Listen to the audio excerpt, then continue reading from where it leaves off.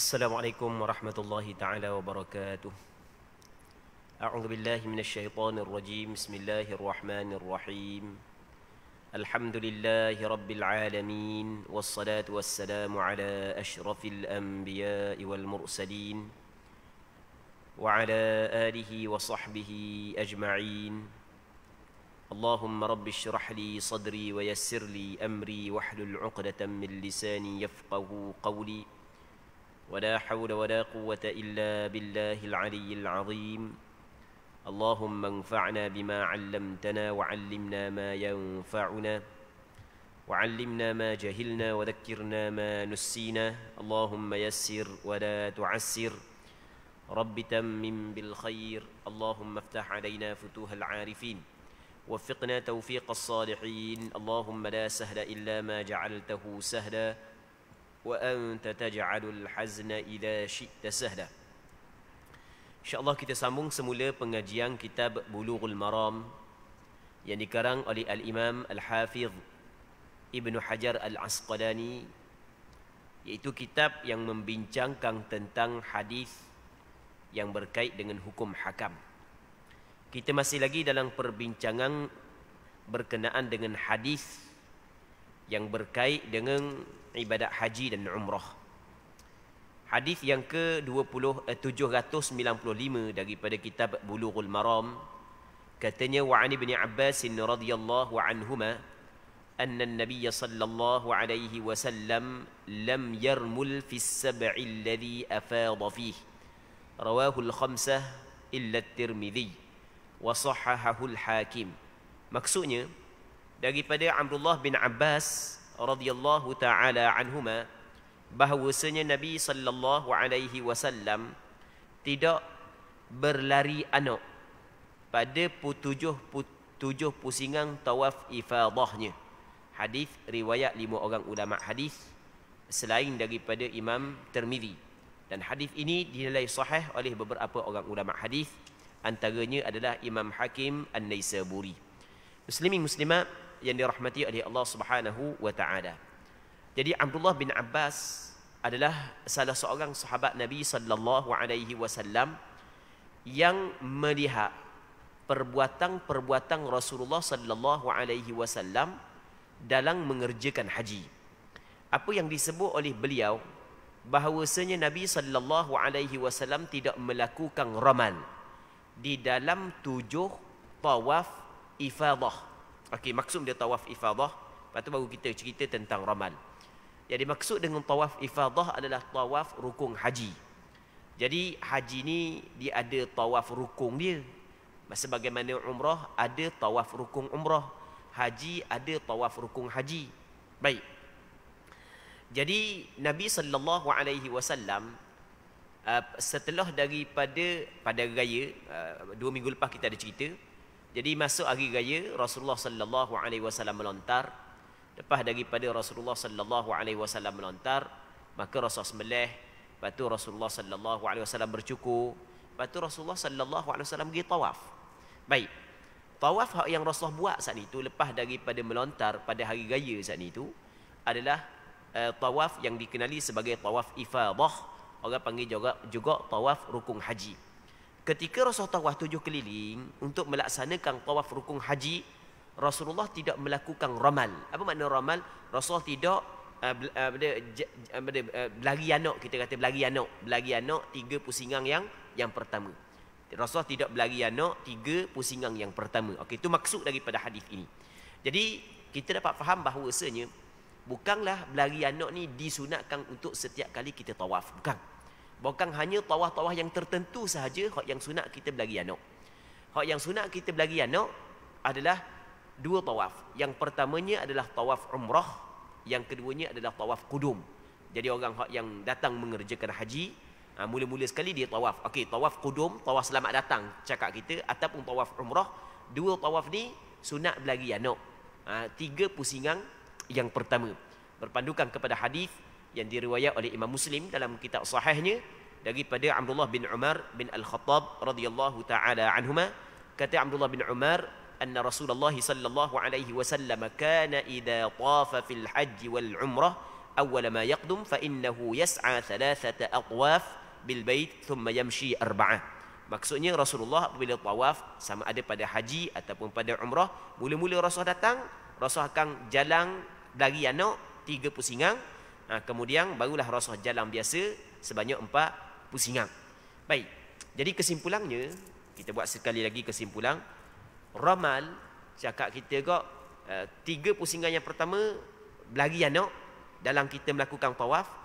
Manakala 4 pusingan lagi kita buat biasa sebab tawaf sebanyak 7 pusingan.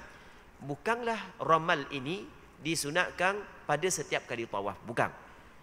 Baik, ramal hanya disunatkan yang pertama pada tawaf qudum, yang keduanya adalah pada tawaf umrah. Manakala tawaf yang selain daripada dua ni tidak sunat ramal. Bukan sunat macam biasa je.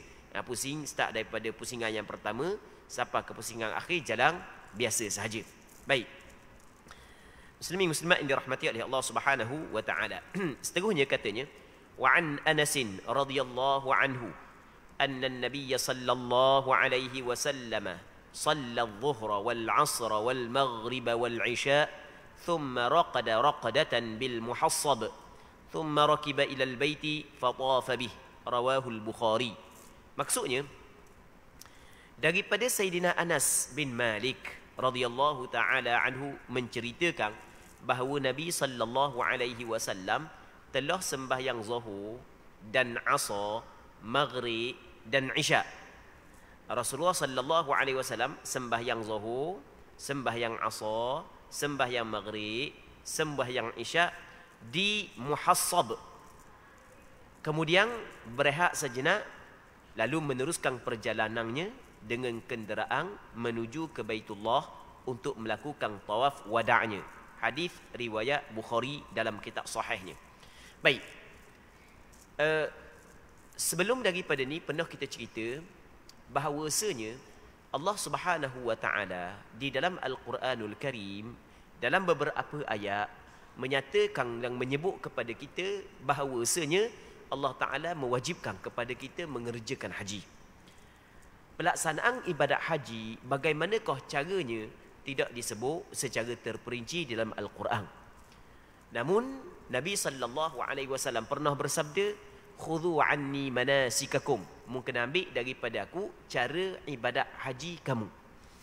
Maka cara pelaksanaan ibadat haji yang diwajibkan oleh Allah Ta'ala kepada kita, caranya adalah kita kena tengok bagaimanakah Nabi sallallahu alaihi wasallam buat. Kita yang tidak hidup di zaman Rasulullah sallallahu alaihi wasallam, kita tidak dapat melihat bagaimanakah Rasulullah buat. Maka bagaimanakah cara untuk kita mengerjakan haji? Caranya adalah kita kena tengok bagaimanakah sahabat yang melihat Nabi sallallahu alaihi wasallam mengerjakan haji. Bagaimanakah apa yang dilihat oleh sahabat, yang mana sahabat menceritakan cara pelaksanaan ibadat haji Nabi sallallahu alaihi wasallam. Kalau tadi adalah kita menceritakan tentang apa yang dilihat oleh Abdullah bin Abbas. Hal ni pula adalah tentang Sayyidina Anas bin Malik, seorang sahabat Rasulullah. Dia melihat perbuatan haji Nabi sallallahu alaihi wasallam. Baik. Ceritanya lagu mana? Kalau kita perhati molek apa yang kita hurah dah pada beberapa minggu lepas berkenaan dengan melontar. Yang mana melontar pada jamrah, kita kata ia berlaku ataupun dilakukan dalam 4 hari. Yang pertamanya hari raya, yang keduanya hari ke-11, yang ketiganya hari ke-12, yang keempatnya hari yang ke-13 daripada bulan Zulhijjah. Hari raya hari 10, 11, 12, 13, 4 hari ini adalah hari melontar. Cuma hari raya kita hanya melontar Jamratul Aqabah sahaja, sebanyak 7 biji. Orang yang biasa pergi, dia fahamlah. Orang yang tak biasa pergi lagi, kita berdoa kepada Allah agar Allah Subhanahu wa taala menjemput dia menjadi tamu Allah Subhanahu wa taala suatu hari nanti, dan agar Allah Subhanahu wa taala mempermudahkan urusan dia, dan Allah Subhanahu wa taala menerima segala amal-amal yang dilakukan di sana nanti. Baik. Jadi pada hari raya kita melontar Jamratul Aqabah sahaja sebanyak 7 biji batu. Lepas tu malam tu maka kita bermalang di Mina. Esokkan tu kita melontar pada 3 jamrah. Jamratul Ula, Jamratul Wusta dengan Jamratul Aqabah. Malang yang kedua belah pula kita bermalang di Mina. Keesokan hari yang ke-12 kita melontar pula 3 jamrah. Baik. Lepas daripada tu kita ada 2 nafar. Nafar awal, nafar thani. Nafar awal, nafar yang pertama. Nafar thani, nafar yang kedua. Maksud nafar ni boleh kita keluar daripada Mina pada hari yang ke-12. Jadi maksudnya 2 hari kita melontar, hari ke-11 kita melontar, hari ke-12 kita melontar. Hari raya tu selesai dah lah. 11, 12, lepas kita melontar kita tubik lalu. Boleh, tu dia panggil nafar awal. Dan kalau orang tu masih lagi berada di situ sampai ke terbenam matahari, dia kena bermalang pula di situ malam ke-13. Lepas tu hari ke-13 kena melontar pula sekali lagi. Jadi dia sebenarnya boleh kita buat nafar awal, boleh kita buat nafar thani. Jadi kalau orang nak buat nafar awal, jadi pada hari yang ke-12 lepas daripada melontar saat itu tubik lalu daripada Mina. Tapi kalau masih lagi ada di Mina sehingga pada malam terbenang matahari, maka dia kena buat nafar thani. Baik. Ceritanya dalam hadis ni adalah Nabi SAW pada hari yang ke-13. Ni pada hari yang ke-13 ni cerita hak yang Anas bin Malik cerita kepada kita ni. Pada hari yang ke-13 lepas daripada gelincir matahari, maksudnya masuk je Zuhur, maka Nabi SAW melontar. Lepas daripada melontar, Rasulullah terus bergerak meninggal Mina. Rasulullah terus meninggal Mina. Lepas tu Rasulullah pergi di satu tempat nama dia Muhassab ataupun nama dia Abtah, satu tempat yang di antara Mina dengan Mekah, dekat je. Ada satu tempat nama dia Muhassab ataupun nama dia juga orang panggil juga Al-Abtah, yang dia di antara Mina dengan Mekah. Baik. Dia Mina dengan Mekah dekat je. Jadi hak ni adalah satu tempat di antara Mina dengan Mekah, dekat sangat je dah. Rasulullah duduk situ. Sampai situ Rasulullah sembahyang Zuhur, sembahyang Asar, sembahyang Maghrib, sembahyang Isya. Dan Rasulullah tidur sekejap. Rasulullah rehat sekejap. Pada penghujung malam barulah Rasulullah masuk ke Mekah. Rasulullah melakukan tawaf wada'. Okey, penghujung malam Rasulullah masuk ke Mekah. Rasulullah melakukan tawaf wada'. Lepas tu terus Rasulullah bertolak balik ke Madinah. Baik. Muslimin muslimat yang dirahmati oleh Allah Subhanahu wa taala. Maka apabila Rasulullah lepas daripada melontar pada hari yang ke-13, lepas tu Rasulullah pergi bersinggah di satu tempat nama dia Muhassab ataupun Al-Abtah. Maka ketika tu ulama kaji, adakah perbuatan yang Rasulullah buat saat itu termasuk dalam ibadat haji ataupun tidak termasuk dalam ibadat haji. Ni apa yang dibincang oleh ulama. Dalam di sana ada hadis yang lain, muslimin muslimat yang dirahmati oleh Allah Subhanahu wa taala. Sebagai contoh, hadis yang diriwayat oleh beberapa orang sahabat Nabi sallallahu alaihi wasallam, yang mana sebagai contoh hadis yang diriwayat daripada Sayyidina Salim. Salim bin Abdullah, dia bukan sahabat, dia tabi'in, anak kepada Abdullah bin Umar, cucu kepada Sayyidina Umar. Hadis ini dikeluarkan oleh Imam Muslim dalam kitab sahihnya. Yang mana Salim di zaman dia melihat Abu Bakar ketika mengerjakan haji, selepas daripada melontar, Abu Bakar singgah di satu tempat yang nama dia Al-Abtah yang Rasul singgah tadi. Begitu juga Sayyidina Umar, lepas daripada buat haji, dia singgah di situ sebelum daripada dia melakukan tawaf wada'. Dan Abdullah bin Umar di antara sahabat Rasulullah yang cukup kuat berpegang dengan sunnah Rasulullah, cukup kuat mengikut jejak Rasulullah. Jadi lepas daripada dia melontar, dia pun pergi juga, singgah juga di tempat yang nama dia Muhassab ataupun nama dia Al-Abtah, orang panggil juga Batha. Baik. Maka sehingga kan sebahagian daripada ulama, sehingga sebahagian daripada ulama mengatakan bahawasanya bagi orang yang melakukan ibadat haji setelah daripada dia melontar, maka sunat dia berhenti dan singgah di Al-Abtah yang kita cerita ataupun di Muhassab saat itu. Sunat dia singgah di tempat tersebut. Baik. Sebab Rasulullah buat begitu, Abu Bakar buat begitu, Sayyidina Umar buat begitu, ada sebahagian sahabat buat begitu. Namun sebahagian daripada ulama yang lain mengatakan tak sunat. Kerana di sana ada hadis yang diriwayat oleh Urwah bin Zubair daripada Aisyah, dikeluarkan oleh Imam Muslim dalam kitab sahihnya, yang mana Aisyah kata lagu mana, Rasulullah sallallahu alaihi wasallam innama nazalahu Rasulullah li'annahu kana manzilan asmaha li khuruji. Rasulullah singgah di Abtah ataupun Batha ataupun Muhassab sana itu adalah untuk memudahkan perjalanan keluar daripada Mekah. Jadi dia duduk tunggu dalam Mekah, sebab Mekah kan orang sibuk kan. Orang sibuk. Jadi dia tunggu di luar Mekah je sikit. Jadi tidaklah gelewak dengan orang. Jadi sebenarnya Rasulullah berhenti di situ adalah untuk mudah perjalanan nak bermusafir. Baik. Jadi dia Mekah ni dia bukan setakat hari ni saja sibuk, start daripada dulu lagi sibuk. Sebab itulah kita kalau misalnya kita ambil hotel dekat-dekat dengan Mekah kan. Jadi kadang-kadang nak tunggu bah boleh sampai saat ni itu masa bukan setiap masa bah boleh sampai bukan. Tekah dia tutup jalan bah tak boleh masuk. Jadi memudahkan perjalanan untuk bermusafir, maka Rasulullah singgah di Muhassab.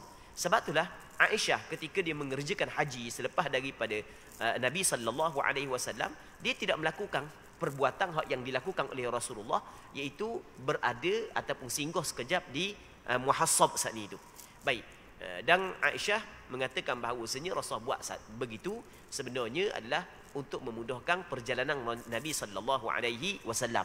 Sebab itulah ada sebahagian daripada ulama fiqh dia kata lepas daripada kita melontar, tidak pun sunat kita berhenti di tempat tersebut. Baik, muslimin muslimat yang dirahmati oleh Allah Subhanahu wa taala. Begitu juga di sana ada hadis yang dikeluarkan oleh Imam Bukhari dan Muslim daripada Abdullah bin Abbas, yang mana kata Abdullah bin Abbas, at-tahsibu laysa bi syai'. Maksudnya berada di Muhassab saat itu tak ada benda pun. Cuma innama huwa manzilun nazalahu Rasulullah. Itu adalah tempat persinggahan Rasulullah. Sekadar tu je, sekadar tempat persinggahan Rasulullah. Dan sebab itulah kita dapati ada sebahagian daripada ulama fiqh tidak meletakkan berhenti ataupun berada di Al-Muhassab termasuk dalam sunat haji. Okey, habis. Seterusnya katanya, وعن عائشة رضي الله عنها أنها لم تكن تفعل ذلك أي النزول بالأبطح وتقول إنما نزله رسول الله صلى الله عليه وسلم لأنه كان منزلا أسمح لخروجه رواه مسلم. Diriwayatkan daripada Aisyah radhiyallahu taala anha bahwasanya beliau tidak melakukan perkara tersebut, yakni singgah di Abtah. Aisyah tak singgah walaupun Rasul singgah. Lalu Aisyah mengatakan bahawasanya sesungguhnya Nabi sallallahu alaihi wasallam singgah di Abtah kerana katanya tidak sekali-kali Rasul turun berehat di Abtah, melainkan kerana Abtah adalah tempat yang paling mudah baginda untuk keluar daripada Mekah. Jadi kalau pergi dalam pergi Mekah saat ni tu bolak dengan orang payah pula nak keluar kayak gigang. Jadi lebih mudah berhenti di Abtah saat itu sebelum daripada Mekah. Seterusnya katanya, wa an ibn Abbas radhiyallahu anhuma qala umira an-nas an yakuna akhir ahdihim bil bait illa annahu khaffafa 'anil haid muttafaqun alaih.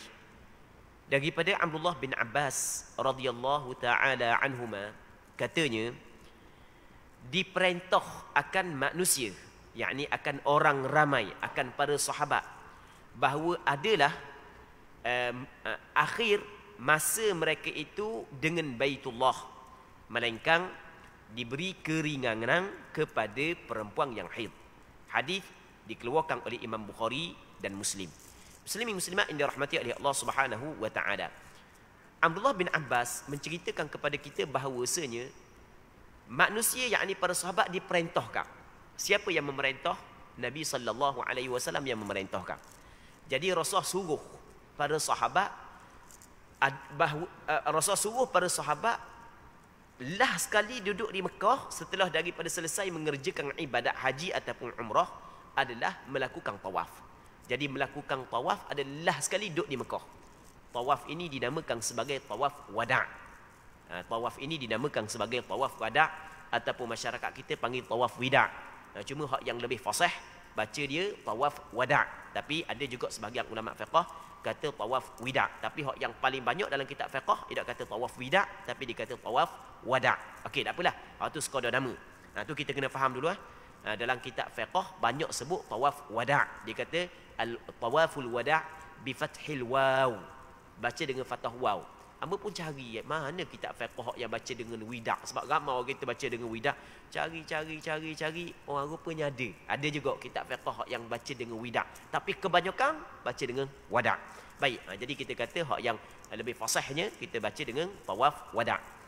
Tawaf wada' adalah tawaf lah sekali. Cakap kita tawaf selamat tinggal dah. Kita nak tinggal dah Mekah. Jadi dalam hadis ni Abdullah bin Abbas menceritakan kepada kita bahawasanya diperintah kepada manusia. Okey. Para sahabat diperintahkan. Siapa yang memerintahkan? Rasulullah. Rasulullah memerintahkan supaya lah sekali ketika kita berada di Mekah saat itu adalah kita melakukan tawaf. Yang mana tawaf ini dinamakan sebagai tawaf wada'. Muslimin muslimat yang dirahmati oleh Allah Subhanahu wa taala. Maka berpandukan kepada hadis ini dan hadis yang lain.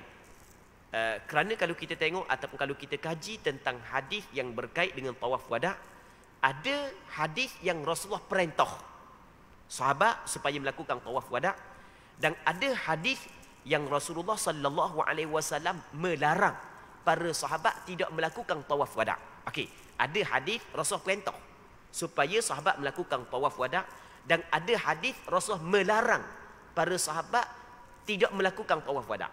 Dakwah buat tawaf wada' Rasulullah larang. Rasulullah kata wada' dalam hadis yang diriwayat oleh Imam Muslim juga daripada Abdullah bin Abbas, kata Nabi sallallahu alaihi wasallam, la yanfiranna ahadun hatta yakuna akhiru ahdihi bil bait. Janganlah berangkat seorang. Tengok Rasulullah. Jangan seorang pun berangkat sehingga adalah akhir masa dia di Mekah adalah melakukan tawaf di Baitullah. Okey. Ada hadis Rasul perintah dan ada hadis Rasulullah sallallahu alaihi wasallam larang. Ada hadis Rasulullah perintah melakukan tawaf wada', ada hadis Rasulullah larang tidak melakukan tawaf wada'. Jadi oleh kerana ada hadis perintah untuk melakukan tawaf wada' dan ada hadis Rasulullah larang tidak melakukan tawaf wada', maka sebahagian daripada ulama, bahkan ini adalah pandangan majoriti ulama, kebanyakan ulama fiqh mengatakan melakukan tawaf wada' hukum dia adalah wajib. Wajib seseorang yang mengerjakan haji dan mengerjakan umrah sebelum daripada dia balik ke kampung dia, wajib dia melakukan tawaf wada'. Jadi tawaf wada' hukum dia bukan sunat. Hukum dia adalah wajib menurut pandangan majoriti ulama. Baik, bahkan mengikut mazhab Imam Syafi'i, begitu juga mengikut mazhab Hambali, bahawasanya setiap orang yang ingin keluar daripada Mekah kepada perjalanan yang boleh qasar sembahyang, perjalanan 2 marhalah, maka wajib dia kena melakukan tawaf wada'. Kita sekarang ni kalau kita pergi buat umrah, ada sebahagian travel dia bagi package pergi ke Taif. Dia ada package pergi ke Taif. Yang mana kalau kita pergi ke Taif saat ni tu, dia ada dua jalan sebenarnya. Ke Taif ada 2 jalan. Ada jalan dekat, ada jalan jauh. Kalau jalan dekat tak sampai pun 2 marhalah. Tapi biasanya kita pergi ke jalan jauh. Jalan jauh sikit. Sebab jalan dekat dia bahaya, bukit tinggi sangat. Kita lalu ke jalan jauh sikit. Jadi jalan jauh saat ni tu memang lebih daripada 2 marhalah. Maka bagi orang yang pergi kepada Taif, kita kena ingat molek. Menurut kaedah mazhab Syafi'i, sama juga mengikut kaedah mazhab Hambali, bahawasanya wajib dia melakukan tawaf wada'.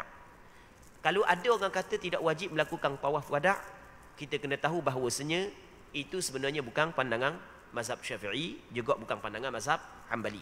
Baik, pandangan mazhab Syafi'i, pandangan mazhab Hambali, wajib melakukan tawaf wada' berpandukan kepada hadis yang dikeluarkan oleh Imam Bukhari dan Muslim yang kita baca saat ni. Kata Nabi kata Abdullah bin Abbas, umiran nas an yakuna akhir ahdihim bil bait. Yang keduanya adalah hadis yang dikeluarkan oleh Imam Muslim daripada Abdullah bin Abbas, yang mana kata Nabi sallallahu alaihi wasallam, la yanfiranna ahadun hatta yakuna akhir ahdihi bil bait. Baik, jadi kita kena ingat kalau kita pergi umrah, lepas tu kalau nak pergi ziarah Taif, maka mesti kita kena buat tawaf wada'. Itu menurut pandangan mazhab Syafi'i dan begitu juga pandangan mazhab Hambali. Baik. Jadi kita tidak bertanggungjawab dengan ada sebahagian mengatakan tidak wajib melakukan tawaf wada' untuk pergi kepada Taif, sedangkan perjalanan daripada Mekah kepada Taif adalah 2 marhalah ataupun lebih daripada 2 marhalah. Mereka kalau pergi jalan bawah dekat tak sampai 2 marhalah, okey, tu lain cerita. Muslimin muslimat yang dirahmati oleh Allah Subhanahu wa taala. Dalam hadis ni Nabi sallallahu alaihi wasallam ataupun Abdullah bin Abbas menceritakan bahawasanya illa annahu khaffafa 'anil haid. Tetapi Rasulullah memberi keringanan kepada perempuan yang haid. Maksudnya di sana ada golongan yang gugur daripadanya kewajipan melakukan tawaf wada'. Siapakah golongan yang gugur yang tidak wajib melakukan tawaf wada'? Iaitu perempuan yang haid. Perempuan yang haid tidak perlu dia buat tawaf wada'. Baik. Begitu juga sama juga hukum perempuan yang nifas. Kerana setiap perkara yang diberikan kepada perempuan yang haid juga diberikan kepada perempuan yang nifas. Adapun kalau orang tu sakit, jadi dia demam ke, adakah gugur kewajipan tawaf wada' daripada dia? Jawapan dia adalah tidak gugur sama sekali. Tidak gugur tawaf wada' walaupun dia sakit. Sakit dia tidak menggugur tawaf wada'. Sebab kan kita nak musafir kan, nak musafir kalau sakit sungguh sampai ke nak jalan, tu masalah tak nak balik dah. Ini musafir boleh lagi, tapi demam tu sekali tetap tidak gugur tawaf wada'. Dia yang gugur hanya daripada perempuan yang haid dan perempuan yang nifas. Di sana ada hadis yang dikeluarkan oleh Imam Muslim dalam kitab sahihnya daripada Ummi Salamah. Selepas daripada Ummi Salamah melakukan ibadat haji, maka kata Ummi Salamah, syakautu ila Rasulillah sallallahu alaihi wasallam anni ashtaki. Aku ngadu kepada Rasulullah. Ummu Salamah isteri Rasulullah. Dia ngadu kepada Rasulullah bahawasanya aku sakit Rasulullah. Aku dah ogok. Jadi Rasul suruh buat tawaf wada'. Jadi dia pun ngadu kepada Rasul sakit. Dia dah sihat. Dia dah ogok. Maka kata Rasulullah kepada Ummu Salamah, faqal tufi min wara'in nas wa anti rakibah. Okey, tetap mu kena tawaf. Hendaklah kamu tawaf di belakang manusia. Di belakang orang ramai. Jadi biar orang pergi tawaf depan, mu tawaf belakang. Dan mu tawaf saat itu dengan menaiki kenderaan. Maksudnya mu tawaf dengan menaiki kenderaan sebab mu logok kan. Baik. Jadi kata ulama, bagi orang yang tidak sihat, sebelum daripada dia nak bermusafir, tetap mesti kena melakukan tawaf wada'. Kalau tidak mampu untuk buat sendiri, maka caranya adalah minta upah orang tolak ke, ataupun dia tolak ke, tak kira lah. Sewa dia ada macam gemutur tu ke. Yang penting dia melakukan tawaf wada', sama ada dia buat sendiri ataupun minta orang tolak dia untuk melaksanakan tawaf wada'. Baik, muslimin muslimat yang dirahmati oleh Allah Subhanahu wa taala. Seterusnya wa ani bin Zubair radhiyallahu anhuma qala Rasulullah sallallahu alaihi wasallam salatun fi masjidi hadha afdalu min alfi salatin fi ma siwah illa al-masjid al-haram wa salatun fil masjid al-harami afdalu min salatin fi masjidi bimi'ati salah, rawahu Ahmad wa sahahu Ibn Hibban. Maksudnya daripada Ibn Zubair. Apa maksud Ibn Zubair? Maksud Ibn Zubair di sini adalah Abdullah bin Zubair bin Awam. Abdullah bin Zubair bin Awam adalah salah seorang sahabat Nabi sallallahu alaihi wasallam. Ayah dia Zubair bin Awam, sepupu Nabi sallallahu alaihi wasallam. Mak dia adalah Asma bint Abi Bakrin. Dia cucu kepada Abu Bakar. Baik.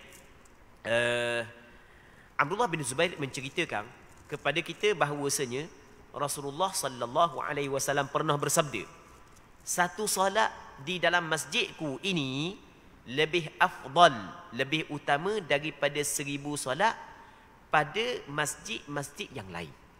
Satu solat dalam masjid Rasulullah lebih afdal berbanding dengan 1000 solat pada masjid yang lain. Kalau kita nak perbandingan sembahyang dalam masjid Rasulullah, satu sembahyang dengan sembahyang di masjid lain, mana lebih afdal? Jauh lebih afdal satu sembahyang dalam masjid Nabi sallallahu alaihi wasallam.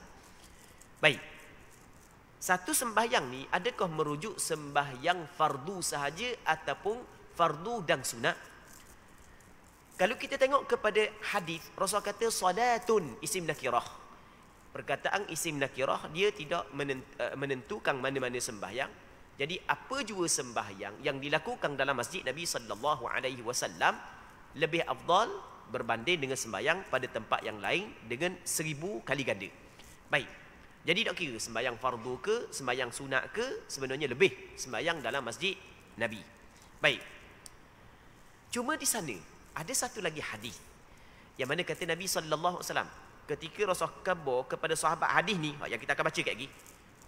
Rasul berada di Madinah. Kata Rasulullah, ayyuhan nas sallu fi buyutikum.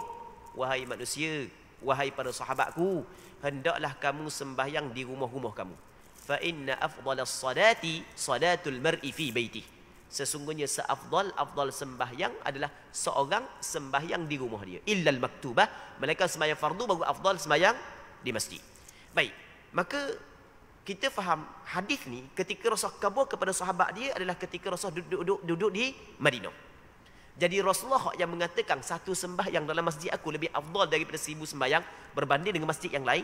Rasulullah juga menyebut bahawasanya sembahyang di rumah lebih afdal berbanding sembahyang di masjid melainkan sembahyang fardu. Maka berpandukan kepada hadis ini kata ulama, walaupun sembahyang sunat lebih afdal sembahyang di masjid, tetapi bagi orang yang duduk di Madinah tetap lebih afdal di sembahyang sunat di rumah. Okey, boleh faham. Tetap lebih afdal di sembahyang sunat di rumah. Baik. Jadi maksudnya kita duduk di Madinah, kita tak ada rumah, kita duduk hotel. Hotel tu rumah kita lah. Jangan kita lepaskan peluang untuk sembahyang di hotel. Sembahyang sunat lah. Jangan sembahyang fardu bahan di hotel kau. Sembahyang fardu di masjid kan. Ni sembahyang sunat Sembahyang sunat kita sembahyang di hotel. Kerana Rasul sebut lagu tu, ayyuhan nas sallu fi buyutikum. Wahai manusia, hendaklah semua sembahyang di rumah-rumah kamu. Fa inna afdalas salati salatul mar'i fi baitihi. Seafdal sembahyang seorang tu sembahyang di rumah dia. Illal maktubah, melainkan sembahyang fardu. Bagulah afdal sembahyang di masjid. Baik, okey, itu yang pertama. Yang keduanya, kita nak bincang juga. Rasul kata sembahyang di masjid aku. Masjid aku ni Masjid Nabawi lah. Jadi kita kata Masjid Nabawi, yang duduk di Madinah tu Nabawi, masjid yang dinisbahkan kepada Nabi. Masjid Nabi. Di Masjid Nabi, dia kalau kita tengok dia ada beberapa fasal. Yang pertamanya, di zaman Rasul kecil je Masjid Nabawi. Tak besar mana. Lepas tu diperbesarkan di zaman Sayyidina Umar. Berlaku penambahan di zaman Sayyidina Umar. Zaman Sayyidina Uthman berlaku lagi penambahan. Di zaman pemerintahan Bani Umayyah Walid juga berlaku penambahan besar lagi. Begitu juga zaman pemerintahan selepas itu besar. Dan ni yang kemudian ni Khadimul Haramain Asy-Syarifain, dia buat besar sungguh Masjid Nabawi, bapak Masjid Nabawi tu. Jadi penambahan sekarang ni tak tahu berapa ratus kali ganda besar daripada hak yang asal, hak yang dibina oleh Nabi sallallahu alaihi wasallam. Okey, soalannya ini perlu kita kena bincang tentang kelebihan sembahyang di Masjid Nabi. Adakah hanya khusus Masjid Nabi yang dibina di zaman Rasulullah ataupun merangkumi keseluruhan Masjid Nabi yang ditambah di atas apa yang dibina oleh Rasulullah? Boleh faham soalan dia kan? Boleh faham. Baik, sebenarnya dalam masalah ni ulama berbincang, ulama kaji, ulama berbeza pandangan. Ada sebahagian daripada ulama mengatakan bahawasanya kelebihan ini bukan hanya khusus masjid yang diasaskan oleh Rasulullah, bahkan ia melibatkan juga penambahan-penambahan yang berlaku selepas daripada Nabi sallallahu alaihi wasallam. Okey, ini pandangan yang pertama. Namun pandangan yang kedua, pandangan sebahagian daripada ulama bahawasanya kelebihan ini hanya khusus dengan Masjid Nabi. Manakala penambahan-penambahan yang berlaku selepas daripadanya, dia tidak termasuk dalam kelebihan tersebut. Tidak termasuk dalam kelebihan tersebut. Hamba daripada sudut selepas daripada hamba buat kajian apa semua sekali. Jadi oleh kerana bab kelebihan ni bab gaib. Kelebihan ni perkara yang diberi oleh Allah Subhanahu Wa Taala, perkara yang gaib. Jadi walaupun ada sebahagian daripada ulama berpandangan, berijtihad bahawasanya kelebihan saat itu merangkumi keseluruhan, tapi hati ni rasa lebih cenderung kepada pandangan yang kedua. Walaupun pandangan yang kedua bukan pandangan majoriti ulama. Pandangan majoriti ulama merangkumi keseluruhan. Sebab berkenaan dengan kelebihan ni adalah anugerah daripada Allah. Jadi benda yang Rasul khabar saat itu benda yang wujud di zaman Nabi sallallahu alaihi wasallam. Jadi ala kulli hal, kesimpulannya, kalau kita berada di Masjid Nabawi, maka sebaik-baiknya kita kena mengambil berat sembahyang, mengerjakan ibadat di Masjid Nabi, hak yang diasaskan oleh Nabi sallallahu alaihi wasallam ketika Rasul hidup. Baik. Jadi kalulah kita berusaha sembahyang di tempat tersebut. Sebab kalau kita sembahyang di tempat tersebut, pastinya dapat ganjaran itu. Tetapi kalau kita sembahyang di tempat yang lain, mungkin dapat, mungkin tidak. Kerana kalau kita tengok pada asalnya, kelebihan saat itu yang disebut oleh Rasulullah adalah masjid yang Rasulullah sallallahu alaihi wasallam bina, itu pada asal. Tapi ada sebahagian daripada ulama menyebut bahawasanya merangkumi keseluruhan masjid. Jadi hamba nasihatkan bagi orang yang duduk di Masjid Nabawi, agar betul-betul dia dapat kelebihan ini, adalah dia sembahyang di masjid tempat hak yang dibina di zaman Rasulullah sallallahu alaihi wasallam.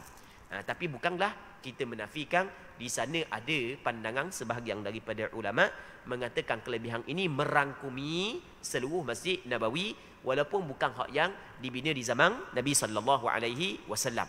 Baik. Melainkan kata Nabi sallallahu alaihi wasallam, melainkan Masjidil Haram. Masjidil Haram tak ada nak bandinglah. Dan solat di Masjidil Haram lebih utama 100 kali ganda daripada solat di masjidku ini. Jadi Masjidil Haram 100 kali.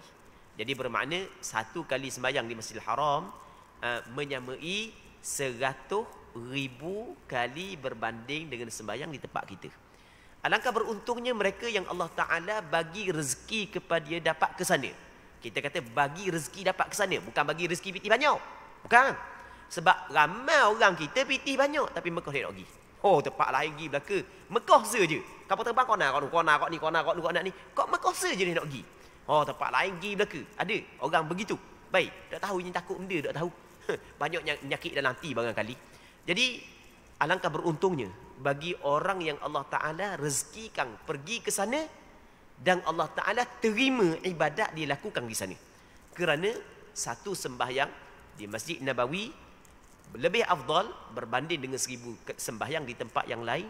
Manakala Masjidil Haram lebih afdal 100,000 sembahyang berbanding dengan di tempat yang lain.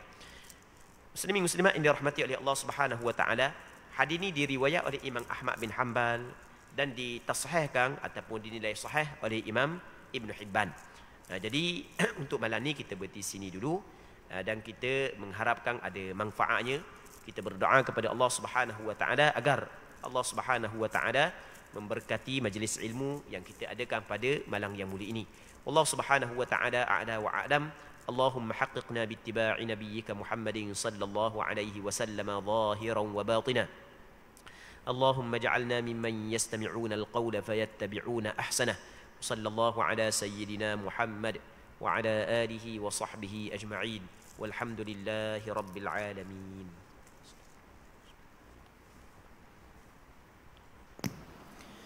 Allahu Akbar.